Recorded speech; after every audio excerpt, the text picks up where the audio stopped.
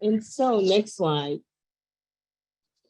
one of the goals for us has been to, first of all, figure out what we could do to increase participation of people who are actually impacted by climate change, people who are suffering from exposure to toxins, and then that particular event being exacerbated by the impacts of severe weather. And we've been attending these conferences for a long time. So I wanted to just draw your attention to how long we've been attending, not just COP conferences. I believe we started out with United Nations conferences that then led us to understanding that COP conferences were in existence.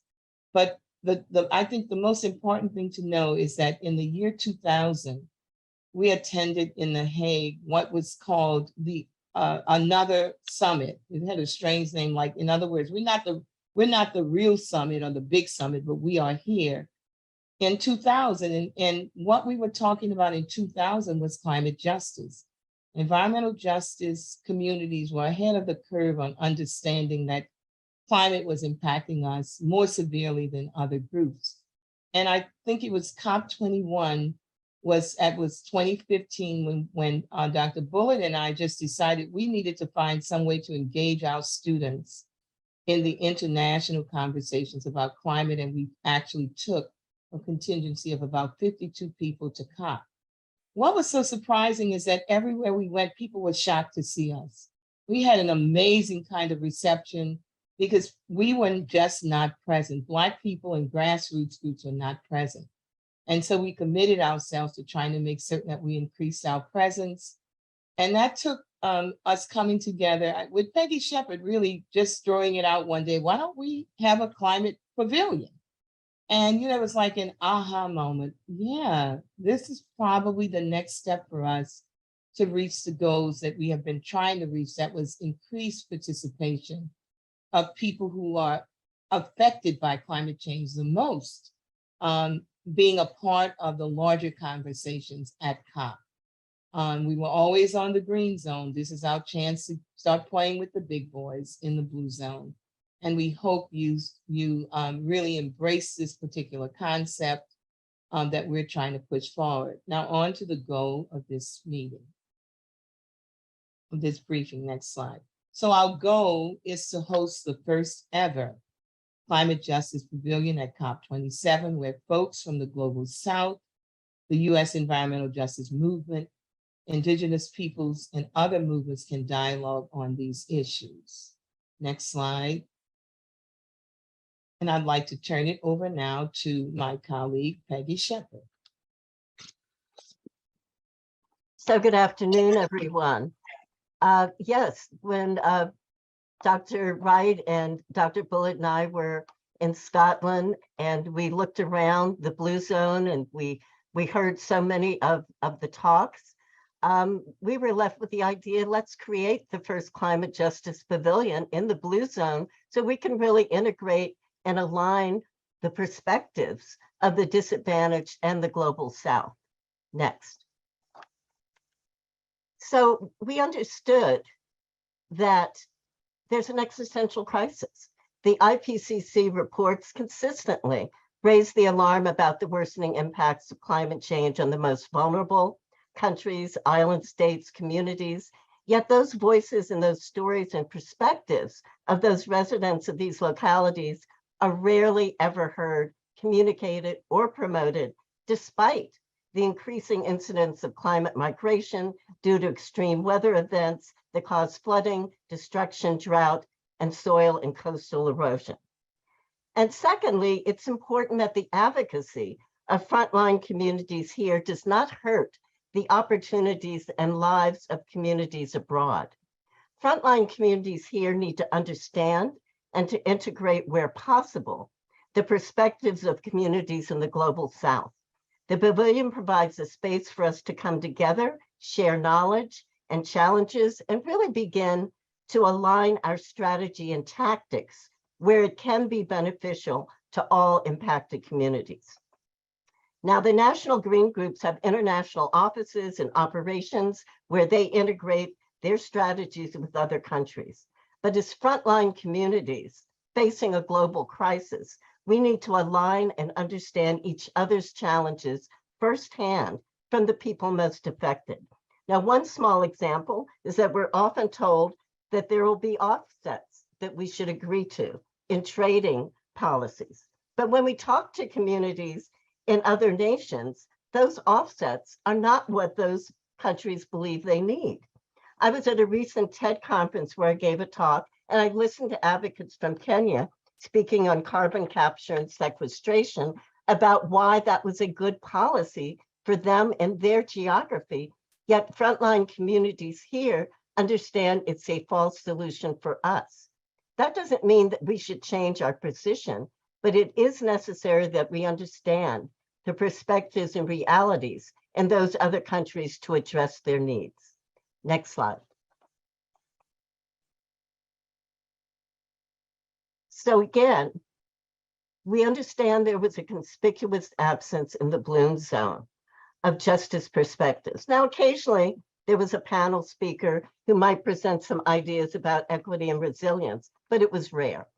Though COP26 featured a robust blue zone of companies, governments, and large advocacy groups that hosted a broad range of programming at those pavilions, there was no space that centered climate justice, discussed equity within climate policy, or highlighted the stories and concerns of impacted vulnerable communities. We need to correct that imbalance to offer a balanced and targeted view of the challenges and solutions offered by the communities and people most affected by our climate policies.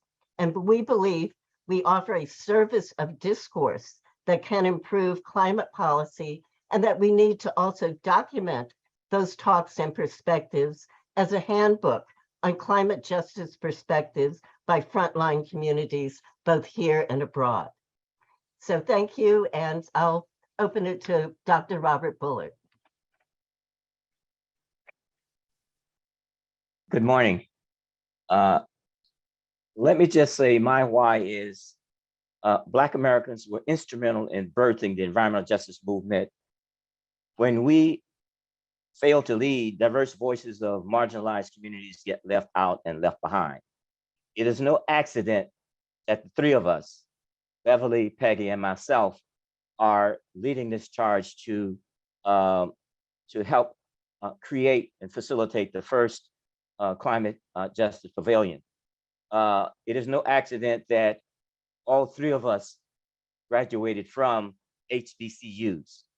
It is no accident, well, let me just say this in case you don't know, Beverly, Grambling, Peggy, Howard, and myself, Alabama A&M and Atlanta University. It is no accident that the first People of Color Summit was organized, planned for by Dr. Benjamin Chavis, North Carolina A&T. We have always stepped up. When we talk about the first climate summit in The Hague in 2000, there was no climate justice pavilion in The Hague. Fast forward 22 years later, there was no climate justice pavilion in Glasgow. So it's time for us to have a climate justice pavilion, and we are stepping up. Next slide, please. What we're doing is amplifying voices, not just the voices of Black Americans and the African diaspora, but those voices globally that have been left behind. Those same voices in terms of BIPOC communities here in the US. The blue zone is where policies are being made. It's where you engage with governments, you engage with other kinds of communities that can work on these issues and systematically address solutions. We have programs in the green zone, but getting information translated, transferred to the blue zone is what we're talking about, that interaction. We don't want to have a segregated bifurcation kind of decision making. Next slide.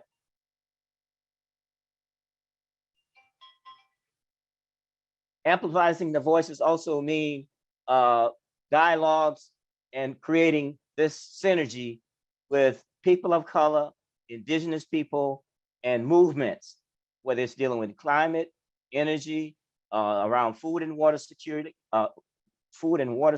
insecurity, sharing the knowledge, sharing the spaces, attracting more followers, leaders, people who are engaged.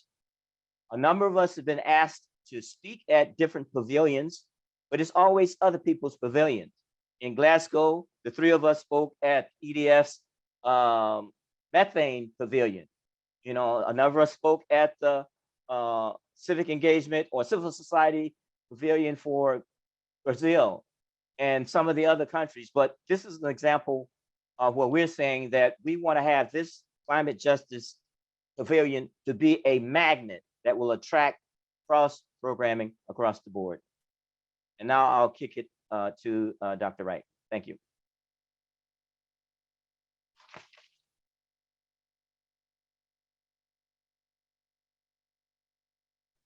You're on mute, Beverly. Yes.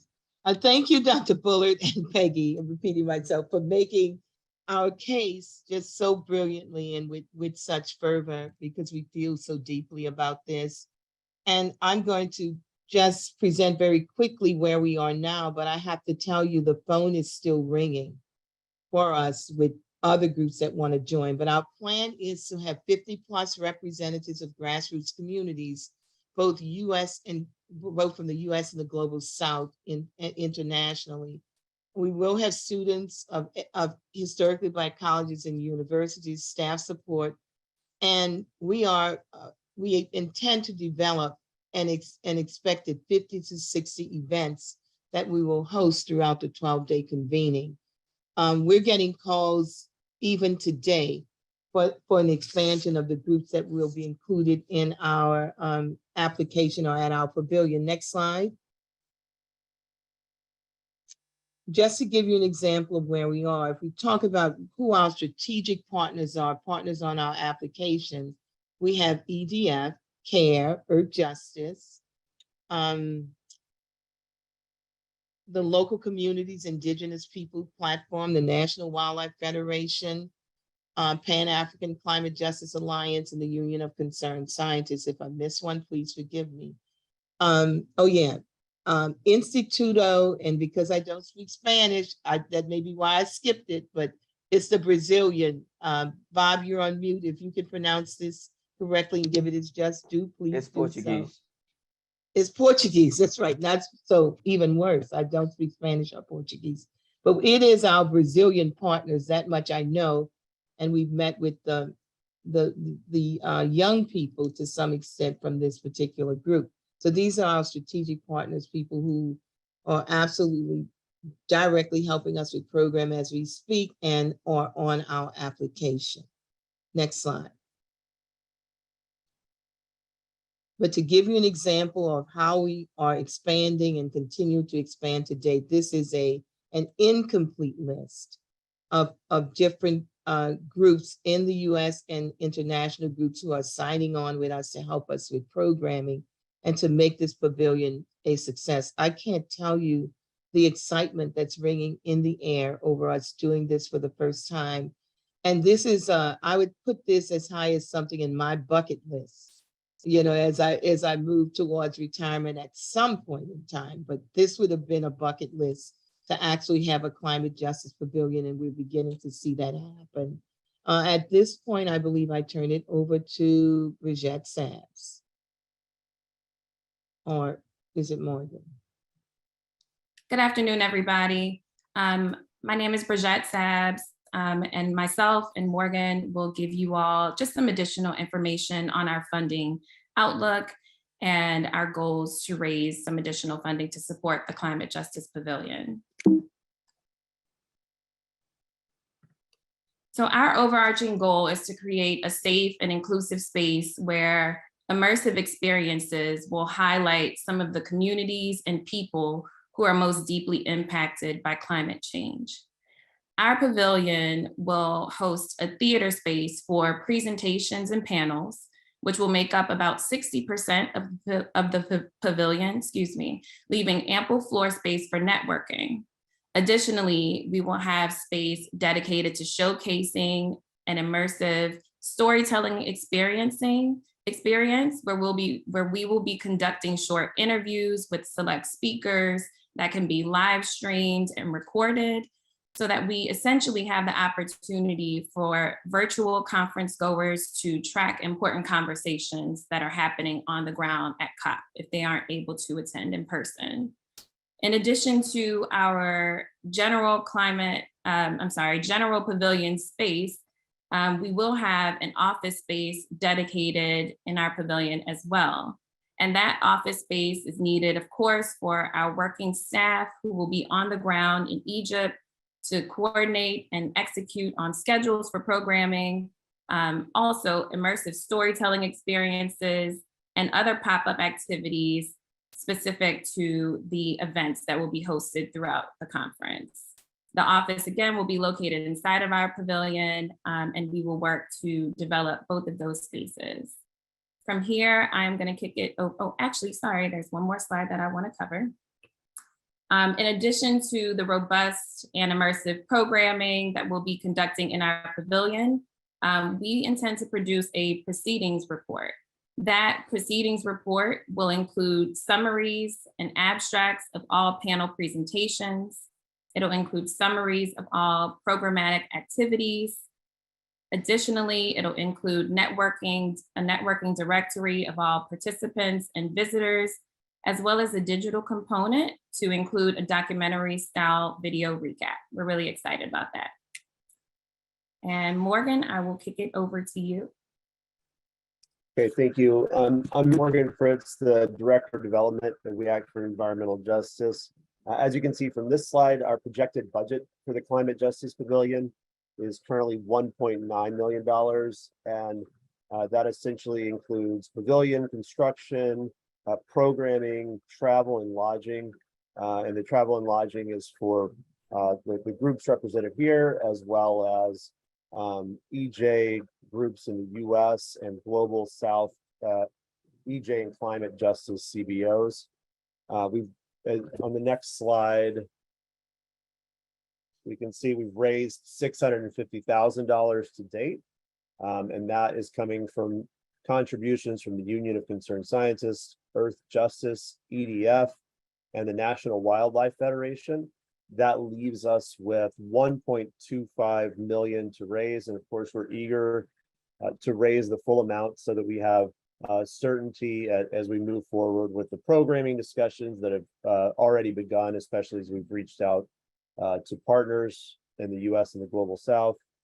And then on the next slide, these two slides, you can see that we have sponsorship opportunities that range from $50,000 to $200,000.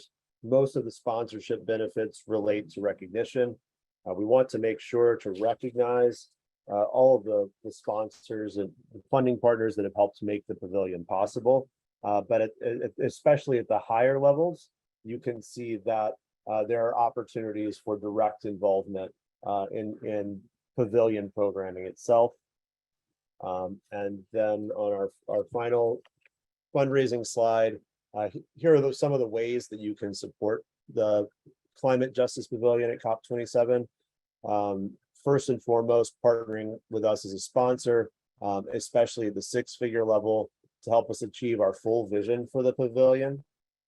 We're also very interested in connections to EJ and Climate Justice CBOs that happen to be in your networks, so that we can be sure to give voice to the full range of issues and communities who are interested in participating in the pavilion.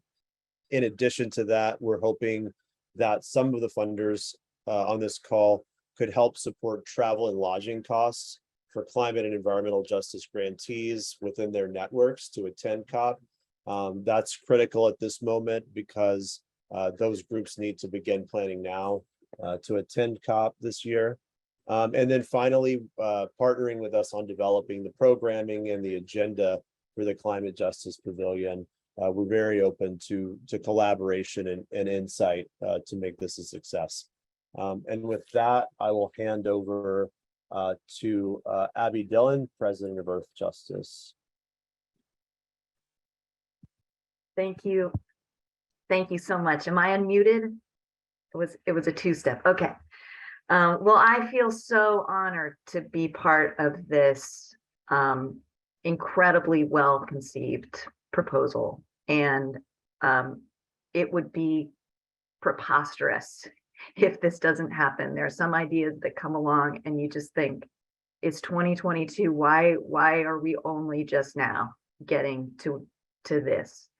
For too long, the discourse on climate, particularly at the highest echelons of power, has been faceless, focused on policy without centering people, much less justice. We can see where that approach has gotten us. We are thankfully at a time where climate justice is constantly invoked as a reason to take climate action, but the folks who are at the very front lines of climate injustice and the leaders who are thinking through what the solutions have to be are too often on the sidelines and literally at the sidelines. The map that Dr. Bullard shows just says it all. And in my experience, work and decisions and policies are shaped by who you know, what voices are in the room, who's at the table, who you feel accountable to. And so our own US delegation at the COP needs to be accountable to environmental justice leaders in the United States and around the world. And the global conversation has to have climate justice at the center. So this is not just one event. It is building the infrastructure, the tissue of relationships that we will need to make the change that is required over the next 6 years and beyond. So for my team, I will say this was a very tight budget year. We just got through our budget, and there was not one person on our team that had 1 second hesitation about making a significant investment in this project. We see it as mission critical, and I cannot overstate my gratitude to the leadership of Dr. Wright, Peggy, Dr. Bullard. This is not only an obviously fantastic idea. I think as this presentation shows, the execution and thought around it is stellar. And I hope that everyone on this call will join Earth Justice in supporting this effort. And please tell everyone else who isn't here that they ought to be supporting it too. Thank you, Abby, so very much. And thank all of you who made the decision to actually participate in our funding briefing. And I have a favorite motto from the EJ movement, and it says, whatever is done for us without us is not about us. And I'd like to say that this is the position that we're taking. We really believe that we need to be a part of this discourse. We're working even with USAID. I think this is a first for most of us as well. So we're hoping that you will consider some funding towards this particular endeavor. And if Peggy or Bob have any comments they'd like to make very quickly, we will open it for questions right after they say something, if they care to.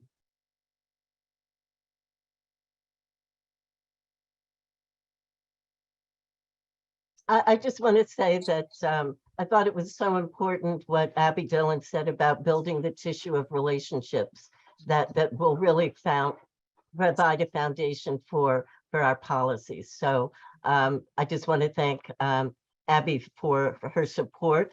And we are very enthusiastic about hearing your questions and being able to respond.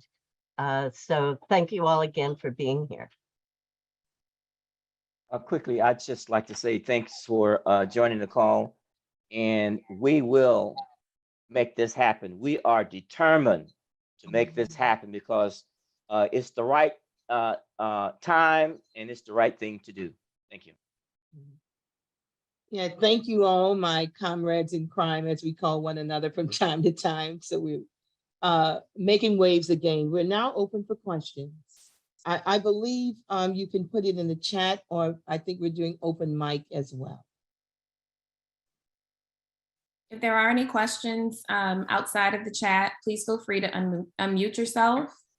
And you can ask your question at this time. And then following the open mic, we will ensure that we get to all the questions in the chat as well, time permitting.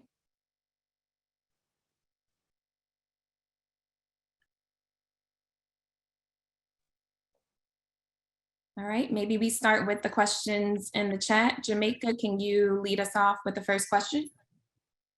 Yes, no problem. So the question is, hello, this is a powerful vision with really necessary components. Thank you for doing this. 3 questions. Is there a distinction between the highlight of traditional white-led groups as partners and the many BIPOC-led groups domestically? I'll give you the space to answer and then I'll ask the second question after. Would you repeat that question, Jamaica? I no think that's BIPOC. That's what that BIPOC is, I believe. Okay. So the specific question is there a distinction between the highlight of traditional white-led groups as partners and the many BIPOC-led groups domestically? Sorry about that. Yes, I'd like to just respond to that very quickly. When you put in an application to a COP for a pavilion, there are a number of requirements. First of all, your application, or the people who are involved in that application, have to be accredited. And secondly, they need to represent large numbers of people at different points and international groups. So the reason for having groups like Earth Justice involved with us is that these are large groups with expansive budgets that we don't have. And we have other groups who actually have a lot of COP experience, which we do not. So we don't go down. We've never had a COP space. So the application requires that kind of diversity. And that's why you see it the way laid out the way that it is. And by the way, we believe that our pavilion has been accepted. We've already been assigned a particular person to it, but it has to be diverse for an international space because it's an international conference. If you all would like to add something, Peggy and Bob. Okay. Yes. Next question. Right. The second question is, with the emphasis on support, amplification, and the need for power building, required a goal of focusing this pavilion on small and very small Black-led groups in the US and the diaspora over large green groups?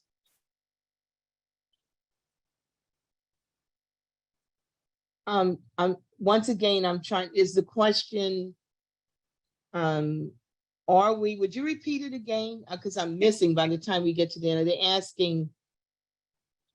It is with the emphasis on support, amplification, and the need for power building require a goal of focusing this pavilion on small and very small Black-led groups in the US and the diaspora over large green groups.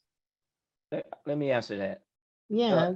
The emphasis on this pavilion is to have a space that would be for those groups historically that have not been able to get to the blue zone and to be able to participate in activities that oftentimes because of resources have not been able to get them to a COP. And so we're talking about, in this case, bringing some of our grassroots community-based groups from the US and some from different parts of the world to a COP, but also not just bringing them to the COP, but also having a space in the official zone for them to interact at the various level, and not just always interact on the green side.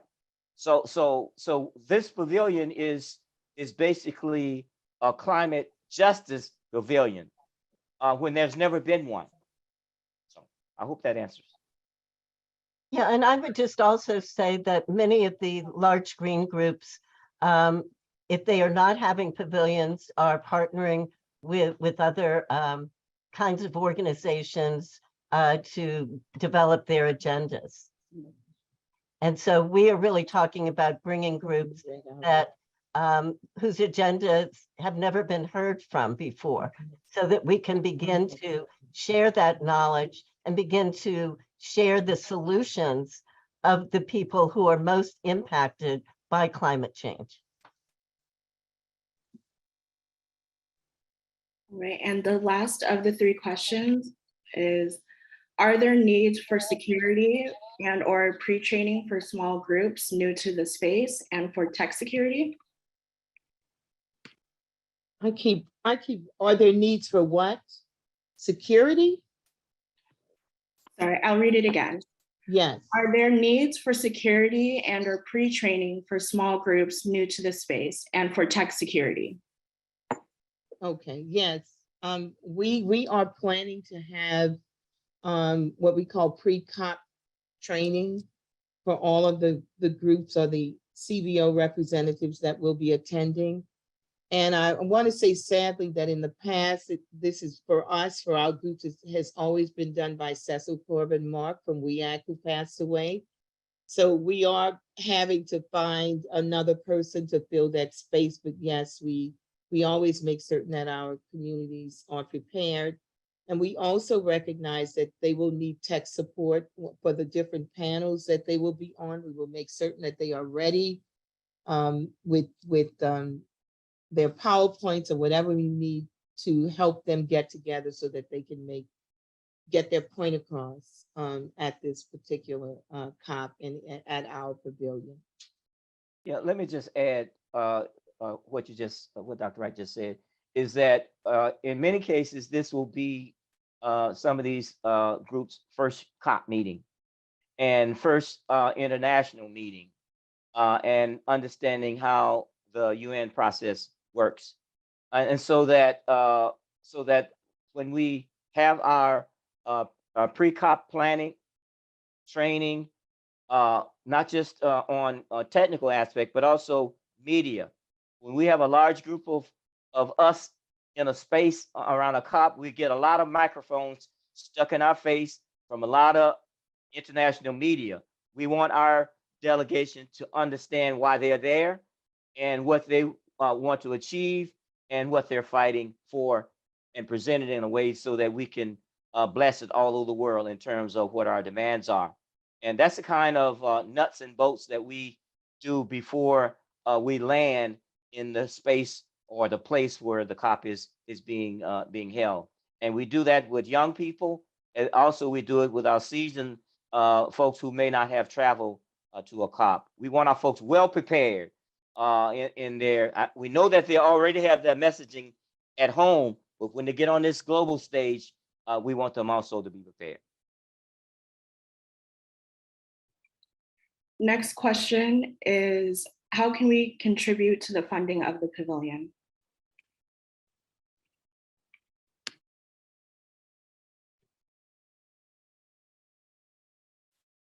Well, we would certainly like to have a discussion with those who would like to contribute. We have definitely many areas of need, and those contributions can go through the Deep South Center for Environmental Justice. If you're asking where they should go, or certainly they could come to any of the three organizations. We all are 501c3s and certainly are used to managing funds, if that's the question.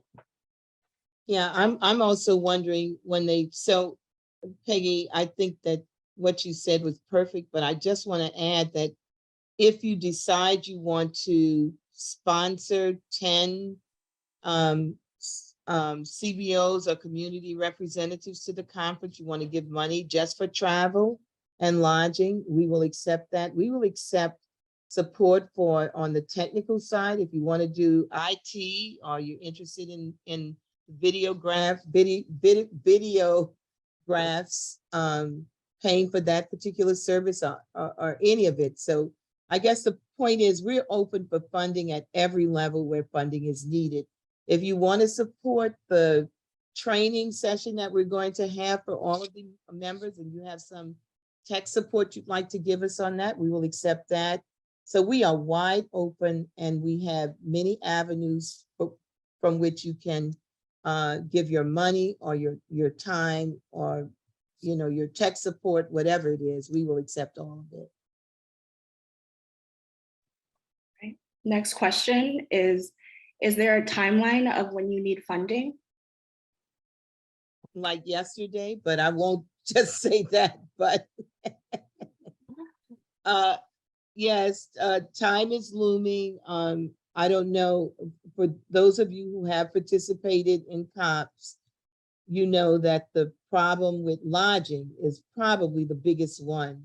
You can always get a flight out, but having some place to land when you get there, and we're being asked, and we've already put up quite a bit of money for lodging at this point. So getting funds in quickly so that we can lock down rooms and lodging in Sharm el Sheikh is critical. So as soon as possible, I would say the deadline is, and we will collect money up until the day we leave. And even when we come back, if we have debt. So we're not putting a deadline on funding. But as soon as possible, I think would be the answer. Right, Bob and Peggy? Yeah, I mean, the conference is in November. We have to secure travel. And of course, the sooner we do that, the better the rates are. So again, the sooner the better. The conference is in November. All right. The next question is, can you share any information on timing or the schedule for the UN's decision-making on pavilions? Bridget, would you like to respond to that question and tell Sure. them where we are now? Yes. Okay. Absolutely. So we've been contacted directly by one of the COP27 project managers. She's an event manager who essentially was assigned to the Climate Justice Pavilion to assist with building out our space and helping us develop the concepts and just what that design and implementation will look like on the ground. She did inform us this week that final decisions will be made on pavilion sizes and locations this week. So we expect to have more information on that specifically, I would say at the beginning of next week. So as far as we understand it, the proposal for the Climate Justice Pavilion has been accepted. And we are moving quickly with our dedicated project manager from the COP team to begin the development of the pavilion space. So it's moving forward very quickly. So the sooner that we can engage your support, the better. All right. Next question is, just thinking about how we can get those policymakers in the room. Do you have any goals, or sorry, do you have any set goals or strategies? So I would say that one of the things that we're doing is making certain that we are connecting with other existing pavilions, with the USAID in particular. We have not mapped out our strategy, but we have lots of partners. And believe it or not, what basically happens to us is that when they find out that we are there meeting people of color or African Americans, we get contacts from those people wanting to have conversations with us. That is exactly what happened at COP21 when we brought about 30 African American students and faculty members to the COP. So our next phase of work is on developing our program strategy and consulting with all of our partners. And we have people on the ground that will be able to reach out to other countries and nations. But more than that, I think it's important to note that we have, I would say, people of color, international organizations within our group from Brazil, from Africa, and other groups that represent what we would call small grassroots organizations from around the world. So we think we're set. And that's the point that I was trying to make about the application. The application has to be global. You have to look like you have reach, you have connections with groups that have been on the climate stage, and it has to be international in scope. And because of that, that puts us in a good place for being able to connect with people around the world on these issues. Yeah, And also, Go ahead, Bob. I was just going to say, we're also going to be letting everyone know before we go that we are doing this and that we want their support, we want their engagement, and that we have something to say that they're going to want to hear. yes, ditto that. Also, in terms of our engagement with other pavilions that represent governments that have major climate issues, like we're saying, like the Brazilian, Ecuadorian, a number of the African countries that we always get invited to their pavilions to talk about climate justice issues. Now we'll have, and the U.S. pavilion, we get to talk at the U.S. pavilion and meet with our U.S. delegation government. Now they can also come to our pavilion and be in our space and talk the issues in turn, and so that when they get to Egypt, they won't be surprised that we're there, like happened in Glasgow in terms of some of our issues. The three of us serve on the White House Environmental Justice Advisory Council and meeting on some of the domestic environmental and climate issues. And when we got to Glasgow, some of our leading top officials didn't know some of the interactions and some of the policies. So we want to be able to engage our government and engage other governments in this space that's unique. That will be a unique space for that kinds of conversation and exchange. We have a raised hand, so I will open the floor. Hi, everyone. I'm Jaleesa Brooks. I'm a Foreign Service Officer, and I work for the U.S. Agency for International Development, or USAID. I had the pleasure of meeting both Dr. Bev and Dr. Bullard last year at COP26 in Glasgow. It was a meeting that Spec Carey held. And I think I just kind of want to echo their points, is that we're going to have at least U.S. policymakers in the room and also our program designers. We know that we have these commitments to disability action, Indigenous peoples, women, and our broader adaptation and mitigation goals for climate. And what I would say is that what's been a gap for us is that we haven't engaged in a way that we need to. And I also have other colleagues from USAID representing. So in addition to supporting and planning events for the pavilion, we also want to have networking events and roundtables and connect to countries where we work. So USAID is in over 100 countries. We have 80 missions abroad. And then I'm thinking of CARICOM off top and all of the African countries where we want to have these roundtables that instead of hosting at the US pavilion, we will now host and brand under this pavilion. So we will have policymakers and policy designers and program designers there from the US side and with our international partners. Yeah. Over. Thank you, Jaleesa. Fantastic. Next question is a three-part question. I'll ask the first one.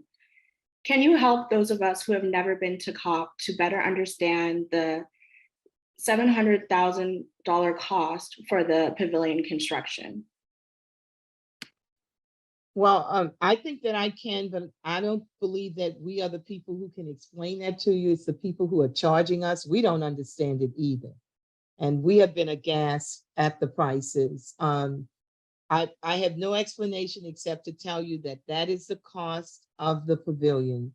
The Egyptian government sort of develops those charges, and all we can do is pay it. And I'll make you laugh. In a conversation with USAID, we were asking, and we asked EDF, you know, how much did you pay? What's the average cost of a pavilion? And it was like about $500,000. That was last year in Glasgow. And as you know, everything is going up. And I think USAID said they paid one amount and then they came back and gave them an additional $200,000 cost at the end of it.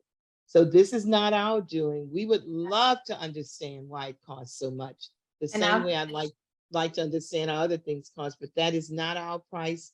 That is their price. Yes, and I'll just add that there is a rate as a pavilion holder that you are charged for the space specifically within the conference walls.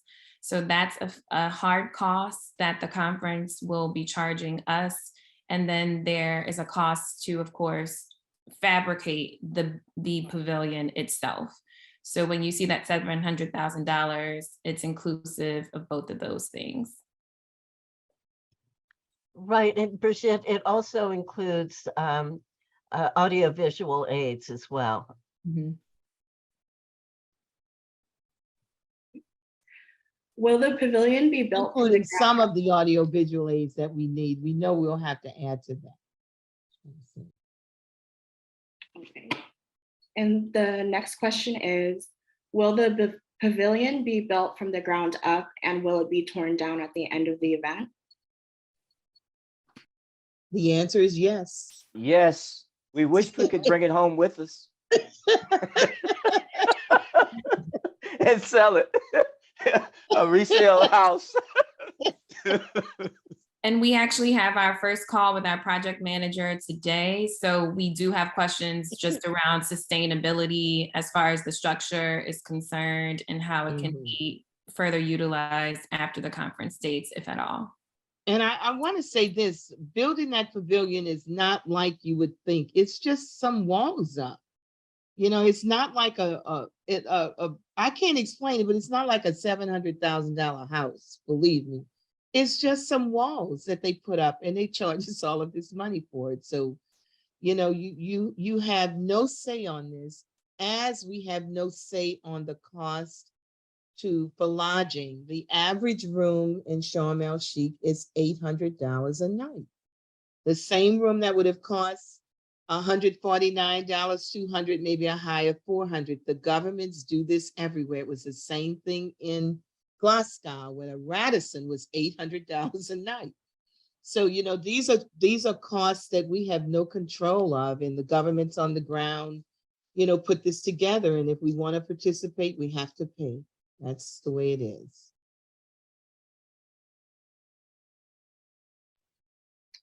The next question is, do we want participants to contribute to the cost of our participation? If so, how should we contribute to support?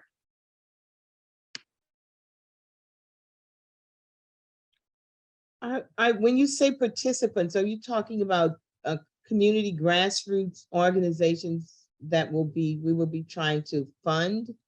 Are you talking about organizations with some capacity to contribute something to the effort? So there's a difference. We have the contribution levels for organizations who can pay, and we have a bunch of grassroots organizations that cannot. But for those who can, we would welcome any amount of money that they could contribute to this, or if they could, within their organization, pay for the travel for some of their members, that would be welcomed as well. But I would say, you know, we're not asking organizations that have no money. The groups that we're trying to bring most of them don't have money, but for those who do, we would love to get support from them.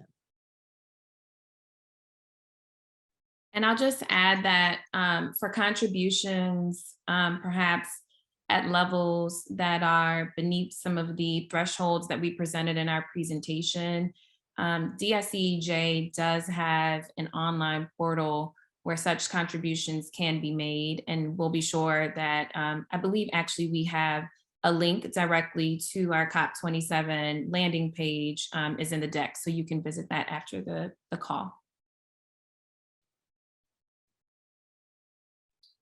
I believe those are all the questions from the chat. If anyone feels like they would like to elaborate or I missed a question, you can go ahead and raise your hand. Thank you. I just wanted to add that one of the things that we're finding when we're looking at tickets and cost, that if a community group was asked to do anything, it would be that they would pay the cost to get to the major airport that we're leaving out of. It adds a whole lot of cost when you have to get from one little small town to Atlanta or to JFK or, to Texas. That's one of the things that we're looking at now in costs on our ability to bring more people, if in fact community groups could contribute at that level where they make certain that our ticket would be from the major airport into Egypt. So we are looking at things like that, looking for additional funds to maybe be able to do that. So that would be an ask, I think, for everyone. We would ask them, are you able to do this to get to Atlanta or JFK or wherever you're going? It reduces the cost of our tickets quite a bit if we do that. So I just wanted to throw that out. That's one of the, issues that we're looking at in terms of funding.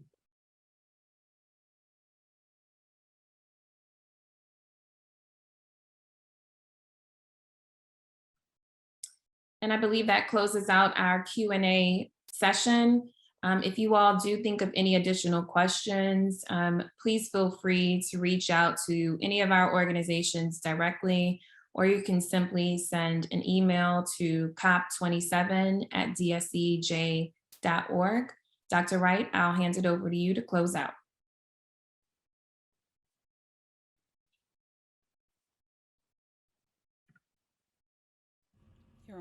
You're on mute. Thank you so much. Yes.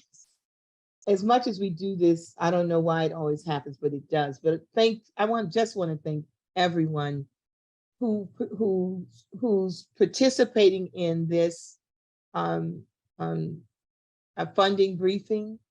I would say that Dr. Bullard and Peggy and myself are just overwhelmed with the amount of support that we have been receiving and the interest coming from small grassroots organizations. We just hope that we've been able to answer most of your questions and that you bought into this just amazing idea, this unbelievable opportunity for participation for those of us who are most affected by climate change. And thank you for your time. Hope to hear from you. I hope we don't have to badger you with another letters, but we will be sending other letters out if we don't hear from you. And that's a joke, but it's also true. And I saw a tech in the chat, someone asked, could they get this recording? Yes, you can. We will send the recording out so that you can share it with other members of your team in hopes of them joining our effort. But on that note, I'd like to say thank you, and thank you for your participation, and have a great evening. Goodbye, everyone. Bye. Bye-bye. Bye.